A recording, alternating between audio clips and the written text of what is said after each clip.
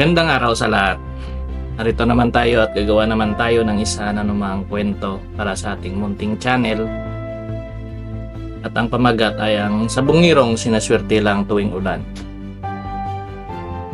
Si Kulas ay isang 40 anyos na sabungiro or sinasabi nating 40 anyos na sabungirong taga-bukid sa barangay. Kulit. Laging may bitbit na manok, laging nakajakit kahit mainit at laging sinisigawan ng sabungan ng "Wala na yan! Paluging lahi!" Pero ang matindi kay Kulas, tuwing umuulan bigla siyang sinuswerte. Isang araw habang pauwi galing sa bungan, nadula siya sa putik. Pero pag uwi may nanganak na baboy sa likod ng bahay niya. 10! Jackpot! Habang nakasakay sa balabal pauwi, nadaanan niya ang isang matanda na basang-basa sa ulan. Tumigil si Kulas. "Bata, hatid mo naman ako, may gantimpala ka." At nagsabi si Kulas na, "May ulan pero sige nga, basta walang bayad to ha." Pagkababa ng matanda, binigyan siya ng isang itim na sisiw. "Sabong mo lang to kapag umuulan, huwag sa araw." Pingalanan ni Kulas na ang sisiw ay si Timbulan kasi sa tuwing gabi at umuulan para may liwanag ang balahibo nito.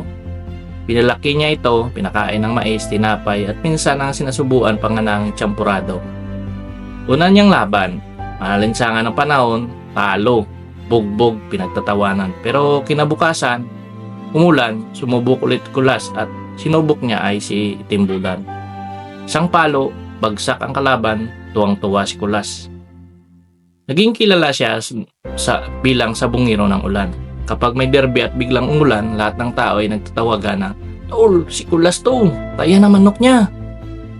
At si Kulas, may endorsement pa siya ng payong at kapute. Pero hindi pa rin siya marunong mag-train ng manok. Lahat ng laban niya umuulan ng talaga. Parang minamalas ang kalaban sa putikan habang si Timbulan sumasayaw pa sa ulan bago umatake. Isang araw, may malaking derby sa 1,000,000 premyo pero mainit ang panahon. Pinilit pa rin ni Kulas, "Uulan to, ramdam ko." Sabay dasal na, "Panginoon, ambon lang kahit ambon lang." Labanan ni Timbulan, mukhang natuyuan ng lakas, walang pangkalaban, hinihingal lang. Talo si Kulas, napaupo sa tabi, nawala ng pira, nawala ng pag-asa. Lumalik ang matandang lalaki.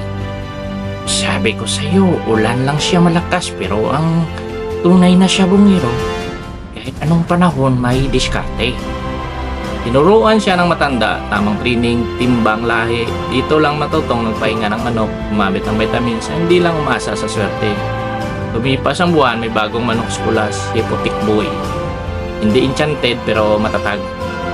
Pagdating ng bagong derby, mainit ang araw pero ngayon panatag si Kulas, lumalaban si Putik Boy at nanalo. Walang himala, galing lang sa tiyaga. Niyakap ni Kulas ang kanyang manok at tumingin sa langit. Ngayon, kahit walang ulan, palaro na rin ako. Si Kulas ngayon ay nagturo ng mga baguang sabungiro. May YouTube channel siya na tinatawag niyang Tips ni Kulas Stick. At minsan tuwing umulan, tumatayo pa rin siya sa gilid ng sabungan nakangiti. At nostalgia lang. Pero ngayon lang kahit tag-init, may laban na ako. At yan ang ating munting kwento para sa araw na ito. Sana bigyan nyo ng pansin. At gagawa pa tayo ng mga content na katulad nito kahit na corny. Maraming salamat.